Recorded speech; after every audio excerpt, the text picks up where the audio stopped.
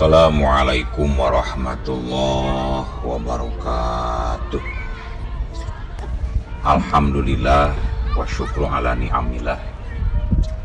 Kalayan diwuwuh ku Qobul anu maha agung, dibarengan ku pangijabah anu maha kawasa, diiring ku kadeudeuh kanya Gusti anu maha suci. Urang ayeuna dugi kadangat ayeuna masih kene tiasa ditepang dangukeun deui dina acara anu matuh kamebet urang sadayana. Nyatana dina pagelaran dongeng Sunda jejer carita jalma kajajaden. Ayeuna kantun bagian anu ka 20 nanya pamiarsa.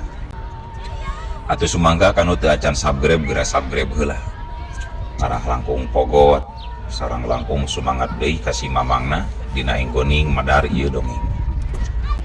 Atuh ngarah teu nyangkolong pingkana waktos sumangga. Ayeuna mah urang lajengkeun deui dongeng jalma kajajaden bagian anu ka 20. Kumaha salajengna? Jadi rek iraha nepungan basa miri teh, Kus. Ceuk Juragan Ramdi bari neuteup ka si Engkus salaku badega satiana. Ah, isukan we atuh Juragan. Hoream ari kudu ayeuna mah bisi kapeutingan di jalan ke mulangna Juragan. Nya kajeun atuh ari kitu mah. Rek sorangan inditna atawa rek nangan batur. Ah, biasa we rek ngajak si Erus beh aya batur ngawangkong di jalanna Juragan. Nya atuh ari kitu mah kumaha maneh we. Bungkus atuh etana tong di kitu-kitu bisi murah ge di jalan. Ceuk Juragan Ramdi nunjuk buuk jeung paneukeukan kuku anu dibawa ku si Engkus. Da teu memawa kertas atuh tadi teh, jadi langsung dipesakan Juragan ieu teh. Teu ngomong deui, geus kitu mah gancang bae Juragan Ramdi ngoloyor ka jero imah. Kalayan tekung silila oge geus ngurunyung deui bari mamawa kertas sacuwir song dibikeun ka si Engkus pikeun mungkus eta buuk jeung paneukeukan kuku. Tah ieu keur meuli ududna nya tuluy bere jatah si Reus kumaneh cing adil. Ceuk Juragan Ramdi ngeundeun duit dina meja. Mangsa si Engkus keur mungkus salembar buuk jeung paneukeukan kuku. Si Engkus siga nu bungaheun pisan dibere duit teh. Sanggeus ngelepkeun kertas laju dibebaskeun kana pesak calanana mah. Langsung bae nyabat sabaraha lembar duit anu goletak dina luar meja. Atuh ayeuna mah pamit we sejam ulang heula Juragan ah. Carape teh hayang ngareureukkeun heula awak. Geus tarima duit mah gancang we si Engkus amitan. Juragan Ramdi timbang unggul. Geus kitu mah si Engkus ngagedik semu rurusuhan. Ditempokeun ku dununganana anu surangah serengeh sorangan bari sakapeung unggut-unggutan. Si Engkus leumpang gagancangan muruka imahna. Paromana marah mai pisan, dabubuhan keur loba duit. Di mana Kang? Tanya Jang Didin anu kabeneran pasang rok di tengah jalan. Yang geus di mana we atuh sia teh ah? Make tanya segar rupa dulu sia. Meni hayang apal kana urusan batur benyit sia dasarna. Kemal si Engkus pohara teugeuh. Jang Didin teu wani ngomong deui. Da geus puguh si Engkus mah kawantar ngulit bawang. Geudig atuh Jang Didin teruskeun deui leumpang. Mangsa rek mengkol ka jalan satapak anu berasna ka imahna. Jang Didin nepi ka curingan sabab nempo saurang jajaka anu geus kacida di pikawanogna anu harita keur ngiuhan dina handapeun hiji tangka. Ris jorowokna Jang Didin ka eta jajaka anu tetela geuning Jang Aris eta teh pamiarsa. Din, Jang Aris ngulang-ngulangkeun leungeunna. Satengah lulumpatan Jang Didin buru nyamperkeun kanu jadi sobatna. Geus di mana Ris? Tanya Jang Didin semu haheho mangsa geus aya di hareupeun Jang Aris. biasa geus dititah niangan bibit bortol gitu. Nah ari maneh tas di mana kitu Jang Didin meuni haheho geuning katingali teh. Oh geus boga kebon sorangan meureunannya ayeuna mah Aris. Ah boro-boro ieu mah meuli bibit bortol teh pada dititah we ku Lurah Asep. Kek ari maneh geus di mana Din? Oh iya geus nganterkeun genjer ka Ceu Imas. Kamari pesen menang kamari pesen teh arian teh menang can bibit bortolna. Can ieu teh keur gering cenah jelemana. Kerek dianterkeun langsung ku Mang Uhana lamun geus cager. Sok aralus ari bibit anu ti Mang Uhama eta Riz. Kai mah heula tuh yuk ulin eta Riz. Hayu mun menang marek bari sakalian milu ngendong ieu teh Din. Teu kuat asal lungsek ieu rek langsung mulang ka Jatiriduh teh. Atunya hayu we ari rek ngendong mah da lain jeung sasa ieu atuh Riz. Tapi kolot maneh moal neangan ieu teh. Malah siga nu pohara bungana Jang Didin mah mangsa Jang Aris hayangan meuting di mana teh. Moal da kakolot oge geus mibija heula rek nepungan maneh. Jang Didin ungut-unggutan geudig we. Geus kitu mah dua sobat dalit teh lumampah nyorang jalan leutik anu semu ngebul. Balas geus rada lila teu katinggang ku cai hujan. Sanajan ka anu dijugjugna kolot Jang Didin oge siga anu bungaheun pisan. Oh punten. Sanepina ka tempat jugjuganana kolot Jang Didin oge siga anu bungaheun pisan. Mangsa kaunggahan deui ku Jang Aris teh. Komo basta bebeja rek meuting di imahna mah. Pajar teh geus lila tara kaendongan cenah.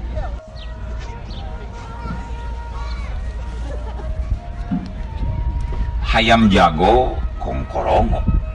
Paselang jeung recet da manuk laleutik anu pating ciricit dina dahan-dahan tatangkalan. Siga anu galumpira pisan egoning mapag haneutna panon poek dina poean anu anyar.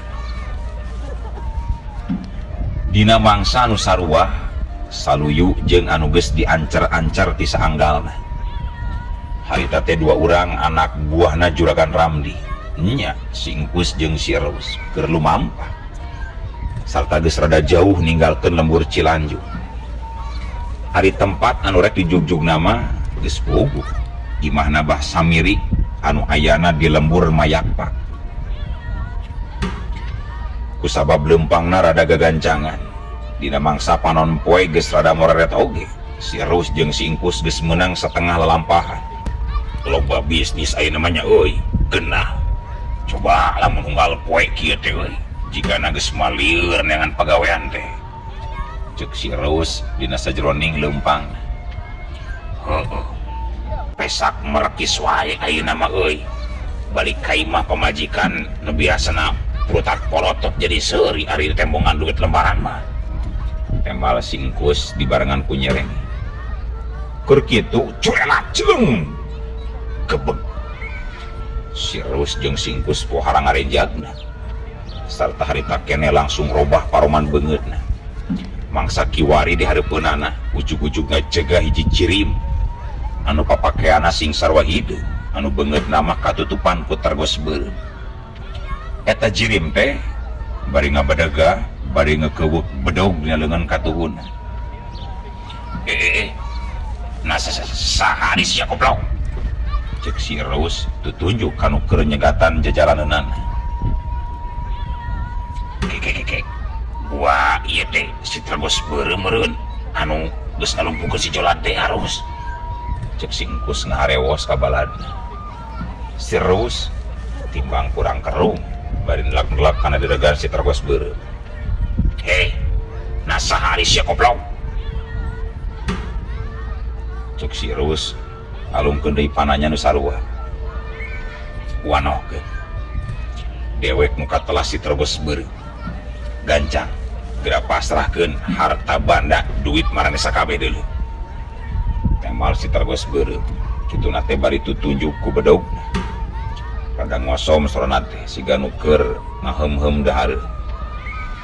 Goblok Jadi sia terek ngabekan aing teu kudu loba ngomong. Gancang gerak pasrahkeun bisi dipodaran ku aing. Ganjang kurang ajar, kudu diwarah jalma ke patut mah ya ku ajong sabuk.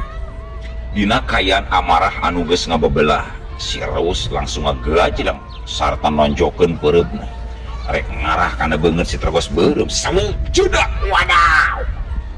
Si Reus nepi ka ngageuak pohara tarikna sabab samemeh peureupna keuna kana sasaran. Kalayan sakilat si Tragos Beureum ngececekeun sukuna sarta nanggal pisan kana palebada lawan. Jengkang kebut barang pisan jeung guakna. Awak si Reus langsung ngajengkang sarta ngagedebut persis pisan digigireun si Engkus anu jadi baladna.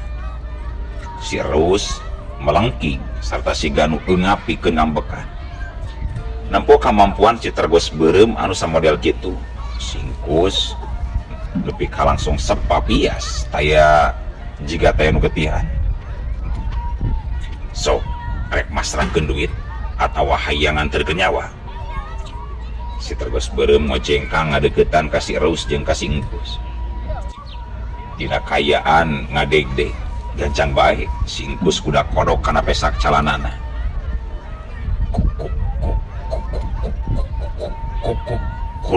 Kur boga sakieu ieu teh.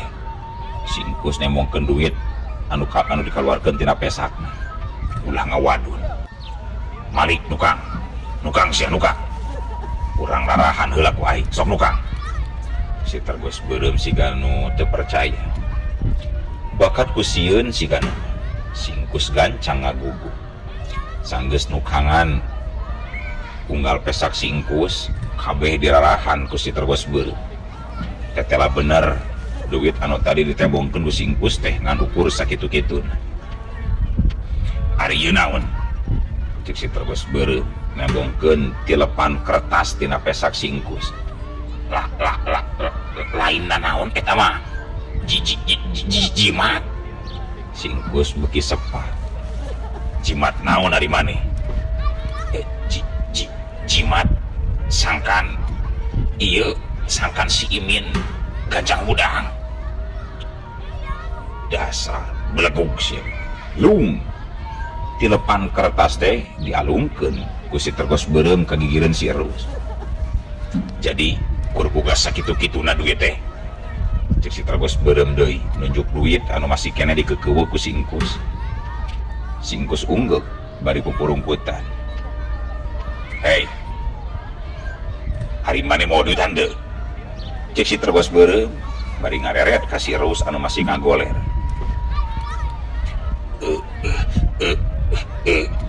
Si Reus ngan ukur gigi deug si Ganu eungap rek nyarita teh. Aduh, anas capek-capek nyegatan. Ari sugan teh laloba duit. Anu diomongkeun duit jeung duit itu tadi mula. Kagok kur sakitu mah teu butuh aing mah deuleu. Si Tragos Beureum si Ganu keciwa. Joyang cuncung les. Geus ngomong kitu mah gancang bae si Tragos Beureum ngacorelat. Luncat ninggalkeun eta patempatan sartangan ukur dina waktu nu sakedeung oge geus teu katembong deui jiribna. Duh salamet duh meni geus luas aing masih dipaehan. Cek si Engkus si Ganu pohara ngemplongna sanggeus si Tragos Beureum ninggalkeun dirina teh. Salamet podolo hayam sia juring. Dada aing nyeri ieu aduh aing eungap tadi mah keur mah eungap bari soake se nyarita deuh. Cek si Reus kukuringisan masih nyekelan dadan. Engkus teu nyarita. Red si Reus ngareret kana 8 kertas anu goletak dina gigireun sobatna. Gancang dicokot, bus dibebaskeun kana pesak calanana. Goblok, bener-bener hebat si Tragos Beureum teh nya euy. Cek si Reus bari ngoneal hudang. Aing oge tadi geus dibejaan. Si Jolat oge nepi ka kateteran yang harupan si Tragos Beureum mah dulu. Tapi nah bungeun duit anu sakitu mah nya euy. Rampok gedean beureum mah rampok gedean. Si Reus timbang unggut-unggutan.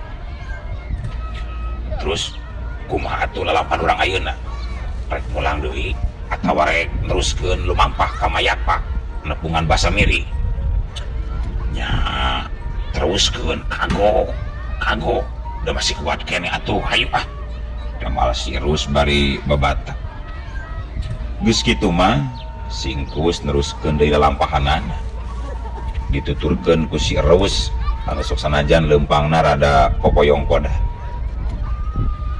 cag tunda heula lalampahan dua anak buahna Juragan Ramdi anu rek ngajugjug ka imahna Bah Samiri ayeuna urang samper heula kayaan kolotna Jang Aris anu aya di lembur Jatilindu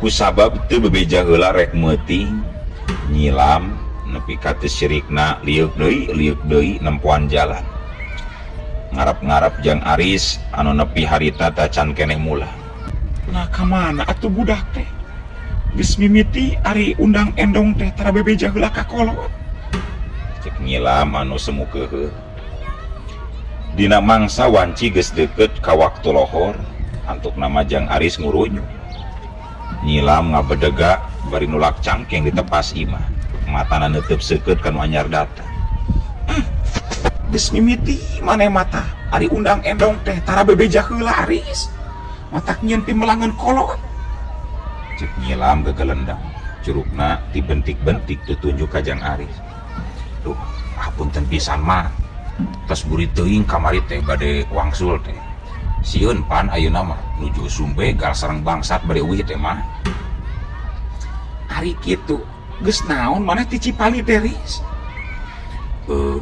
wana si Didin teu damang mah uluh kumaha ayeuna atuh teu tegeuk teuing siga tadi ayeuna mah nyilam teh alhamdulillah tos rada sakinten ayeuna mah nya syukur atuh ari kitu mah anjung radahar bisi lapar mohon mah tapi ieu teh bade ibah heula asa sarape di kamari maneh can mandi Aris nya ibak atuh kamari mah di bumi si Didin mah asa carapel teh terus kekesangan deui we da tebih jababan di Cilanjung ka dieu teh jaba papanasan mah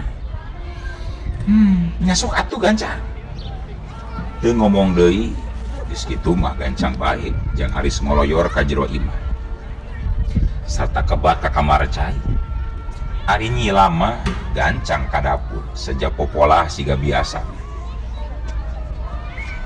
meni seungit kieu mah nya masak naon tanya Jang Aris sakaluarna ti kamar cai ieu ngahaneutkeun opor ayam kamari basa sore teh Neng Yasmin nganteran ka dieu teu wani ngadahar emak jeung bapa mah da manehna oge eueuh dan Neng Yasmin mah ngiriman lagi ka maneh astagfirullah Jang Aris siga nu ruas kunaon maneh cek nyilam kurang kerung Aris teh acan ngalajukut ieu teh kangge domba palura Asep mah geus tadi dipangaritkeun ku bapa maneh belaan teu ka kebon si bapa oge da jadi katempuhan butut mau maneh ngadon rudak gladog teu bebeja duh apunten pisan atunya mah nah ari ayeuna si bapana keur ka mana mah nya ngarit deui tadi teh da disakalikeun jeung anu palurah mah hese mawana cenah nya kapaksa sok sanajan bapa maneh boga domba hiji oge maksakeun indit deui ngarit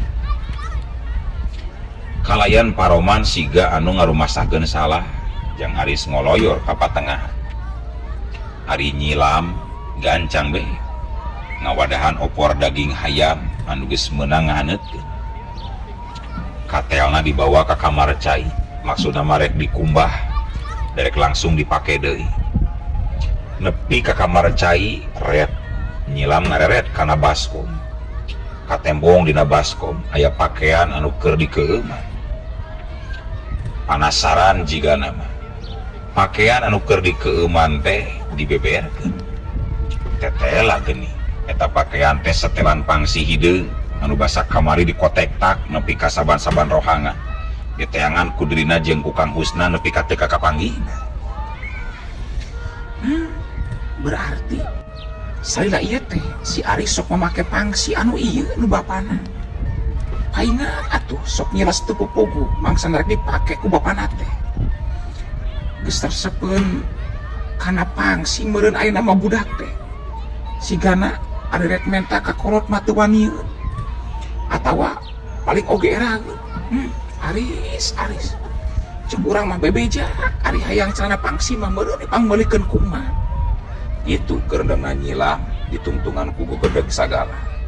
Samulangna ngalajukut Kang Husna oge teu jauh beda. Ngagelendeng ka Jang Aris anu undang endong dibatur kalayan teu kungsi bebeja heula. Tapi sanggeusna sagarupa alasan diasongkeun mah Kang Husna oge teu kateterusan ambekna. Dari sagigireun eta oge ayeuna mah geus neundeun rasa percaya yen Jang Aris teh geus bener-bener robah moal gampang kabawa ku sakaba-kaba deui. Kang, pangsi anu akang teh geuning sok dianggo ku si Aris. Paingan sok eueuh teu pupuguh anu waktu rek dipake teh. Cik nyilam mangsa keur paduduaan di ruangan dapur. Kang Husna nganukur kurang keru. Barabat weh nyilam nyaritakeun perkarana. Bari rada dilaunkeun nyaritana teh siga nu sieun kadengieun ku anakna. Anu harita keur ngalakonan salat lohor di kamarna. Kang Husna unggut-unggutan ngaregepkeun omongan anu jadi pamajikanana. Nya meureun eraeun ari rek menta mah. Nya isukan we atuh pangmeulikeun 2 setel maka pasar. Panduit mah aya, kamari akang geus gajihan. Cik Kang Husna dari apisah. Nyilam langsung unggul siga nu banget satuju kana kamandang anu diasongkeun ku salakina. Waktu teu karasa nyerelekna. Caturkeun dina wanci peutingna. Dina mangsa nyilam jeung Kang Husna geus tali brasari. Siga sasari Jang Aris mah ngadeluk maca kitab anu dipancenkeun ku guruna teh. Ayeuna mah hanca kitabna geus nepi kana kitab anu dina jiridna ditulisan ku Winasa. Beuki khusyuk katempona teh. Sakapeung hulang-hulang heula siga anu keur ngalanyepan. Sakapeung nepi ka bibiri gidigan, malah mah nepi ka celuk-celak cimata sagarupa Jang Aris dina enggoning ningalian eta kitab teh. Alhamdulillah, mugi we sing napel kana diri atikan tina ieu kitab deh, sing mangpaat pikeun diri jeung mangpaat pikeun balarea. Gitu kerendahan Jang Aris sareng sena maca kabeh isi kitab. Sanggeus nyusutan sesa-sesa cimata, kitab gancang diasupkeun deui kana wadahna. Sok ditunda dina jero lomari. Tapi burinya ilas nepi ka ngagebeg sarta pohara bengong na Jang Aris. Sabab karek mah eta kitab ditunda. Kitab deh ujug-ujug ngiles. Malahan mangilesna jeung kantong-kantongna. Astagfirullah. Naon ieu teh?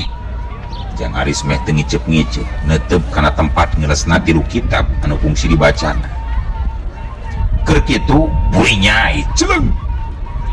Acan mah leungit karuas Jang Aris.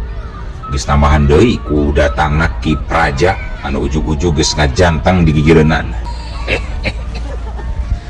Teu kudu luas, teu kudu heran Sujang. Eta kitab teh geus diampikeun deui ku Aki. Paur bisa dibaca ku sambarang jalma. Ceuk Ki Praja. Nah Aki, nya puguh sae padesina oge sakitu modalna Ki. Jang Aris rada keru. Nya mundal pisan. Ngan Aki teh hariwang. Mun seug nepi ka dibaca ku jalma biasa mah sieun kalah cilaka sasar dina hirupna. Berat teuing kana hakikat ninggalkeun syariat. Sedangkeun pan kahirupan urang teh kudu saimbang tina hakikat jeung syariat. Dalamun berat karena salah sahijina mah ripuh bisa kupur jadina. Samode pan hakikatna Sujang teh menang ieu nu maha kawasa.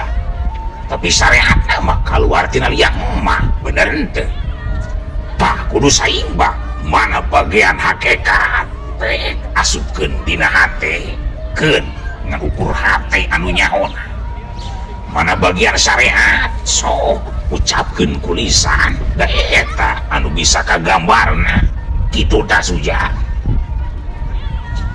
ngadengi kajelasan tiki praja kurang kerung diwe jeung Aris kieu kasep kieu bareto oge kungsi aya anu maca kana eusi eta kita tapi malah salah arti malah ngaku-ngaku dirina pangeran tarik lingkan hakikat sok padahal lain kitu hartina mah pangeran mah tetep pangeran tepantes ngahiji atawa lebur jeung malu pan maha suci disebatna oge moal aya nu nyamian dina sagarupina oge atuh palebah lebur anu dijentrekeun dina eta kitab mah lain ngahiji siga di adukna susu jeung kopi namun kitu carana mah atuh gugur ka masucianana jeung Aris ngaregepkeun sarta unggut-unggutan kahartieun sigana ibaratkeun kieu tah ceki praja bari ngarapatkeun tilu ramo leungeun anu pangtengah jeung Aris ngan ukurna teu kieu gumulung ngajadi hiji tapi pohara rapatna meh-mehan taya jarak anu misahkeunana tapi lain hartina eueuh jarak sama sakali kitu mun seug diibaratkeun teh mah anu dimaksud lebur dina eta kitab teh alhasil pangeran mah tetep Allah Rasul tetep Rasul Adam tetep Adam teu meunang dipisahkeun jeung teu meunang dihijikeun gabrug segrug geus dijelaskeun model kitu mah jeung Aris ngaguk-guk dina rangkulan anu jadi guruna geus kasep aki mah bagja jeung reus kaidet oh man tong sakali-kali nyombongkeun dirinya sing bisa ngawasa diri sing bisa ngajaga diri ceki praja bari ngusapan tonggong jang Aris kalayan pinuh kukanya jeung kadeu burinya les geus kitu majirim ki praja leungit deui taya tapat ninggalkeun jang Aris anu can eureun ngaguk-guk jeurik dina kayan nyuk dibarengan ku Cimata anu murubut nepi ka maseuhan palupu tapi dina nalika keur kitu ujug-ujug heuleuh waktosna kabujang see keun atunya ieu dongeng teh urang cekapkeun heula we dugi ka dieu insyaallah enjing pageto baris dilajengkeun deui atuh kukitu kukieuna mamang sejamit mungkur amit mundur di payunan para wargi sadayana ayuan assalamualaikum warahmatullahi